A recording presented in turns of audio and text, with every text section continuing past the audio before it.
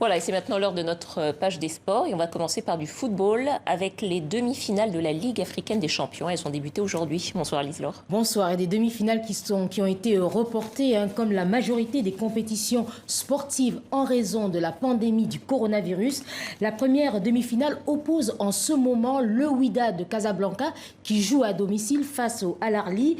Le match n'est pas terminé. Pour l'instant, les Égyptiens mènent par 2-0. Alors ce sont deux équipes qui se connaissent bien. Lors de leurs 8 dernières confrontations, les Égyptiens du Al Ahly se sont imposés à 2 reprises, 2 victoires également pour les Marocains du WAC et 4 matchs nuls entre les deux formations. Le match retour est prévu au Caire le 23 octobre prochain. Bon, et donc demain, il y aura l'autre demi-finale. Oui, elle opposera à Casablanca le Raja aux Zamalek du Caire. Match retour prévu dans une semaine dans la capitale égyptienne. Bon, toujours du football et en Italie, donc Victor Osimhen a marqué son premier but. Et on l'attendait, l'attaquant nigérian de 21 ans a donc ouvert son compteur but en Serie A dans la rencontre qui opposait son nouveau club Naples à l'Atalanta Bergame. C'était cet après-midi lors de la 4e journée de la Serie A. Victoire éclatante du Napoli par 4-1.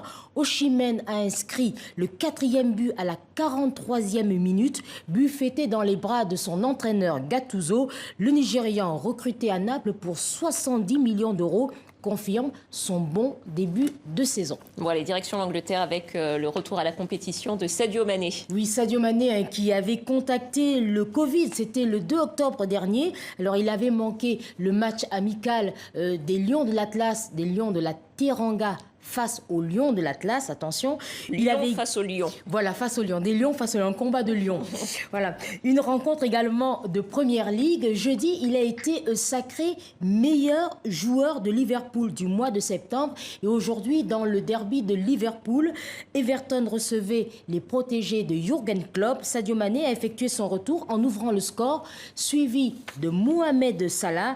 L'Égyptien a tout simplement inscrit son 100e but chez les Reds, toutes compétitions confondues, mais finalement, Liverpool a été tenu en échec, 2 buts partout.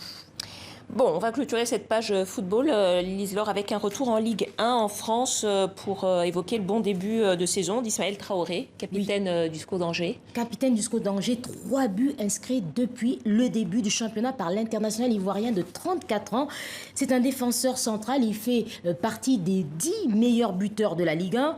Demain, Angers jouera contre Metz. Alors, contre Metz? Comment expliquer ce début de saison? Écoutez la réponse de Stéphane Moulin, entraîneur du SCO d'Angers, propos recueillis par Karim Baldi. Pour ce qui est de Ismaël, il a cette capacité à marquer des buts. Ce n'est pas les premiers qui marquent. Il en a marqué 3. C'est vrai que c'est beaucoup pour un défenseur central. Mais c'est 3 fois sur coup de pied arrêté. Donc voilà, il a cette capacité à se retrouver aux bons endroits et il est assez adroit devant le but.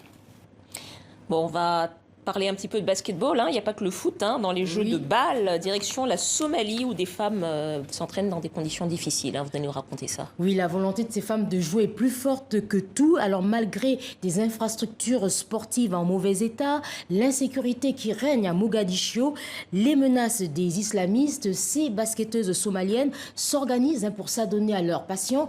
Comment font-elles? Écoutez le récit de Sophie Roussy. À l'abri des regards curieux ou désapprobateurs, ces jeunes filles bravent le soleil et défient les paniers de basket. Une scène a priori banale, mais ces joueuses s'entraînent à Mogadiscio. Dans la capitale somalienne, l'insécurité règne. Les islamistes Chebab menacent toujours. Nasra Mohamed est une ancienne basketteuse de haut niveau. Aujourd'hui, elle entraîne une équipe et affiche de belles ambitions. J'étais joueuse de basketball pour l'équipe Ginio lorsque le gouvernement s'est effondré et que la guerre civile a éclaté. En tant que joueuse, nous avons pensé à tout ce que nous pouvions faire dans le sport. Les garçons et les filles étaient attirés par la drogue, sniffaient de la colle.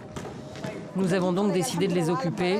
Nous les avons formées. Certaines d'entre elles ont rejoint l'équipe nationale, d'autres différentes équipes du pays ou encore sont parties à l'étranger. Le terrain est rudimentaire, le filet déchiré, mais l'entraînement sans concession. Personne ne nous aide ou ne nous donne du matériel. Les uniformes, les ballons et les chaussures, nous n'avons même pas de terrain approprié. Nous avons rencontré le commissaire de district et lui avons demandé de nous laisser jouer sur ce terrain de jeu. Fardouassa a une vingtaine d'années. Son rêve, aller au Real de Madrid. En plus du basket, elle joue aussi au football, au handball. Sa famille a essayé de la décourager, mais finalement a accepté l'idée. Mogadiscio est risqué. Nous ne pouvons pas dire ouvertement que nous allons jouer. Nous mettons nos vêtements de sport et nos chaussures dans les cartables et nous les transportons comme ça sur le terrain. Nous faisons semblant d'aller à l'école ou à l'université. Chez elle, Nasra Mohamed conserve de vieilles photos. Elle se souvient des grandes années où elle ramenait à la maison des coupes dorées. Aujourd'hui, les équipes vainqueurs gagnent une tasse symbolique, mais la fierté est tout aussi grande. Merci Lise-Laure, je vous dis à bientôt. Voilà.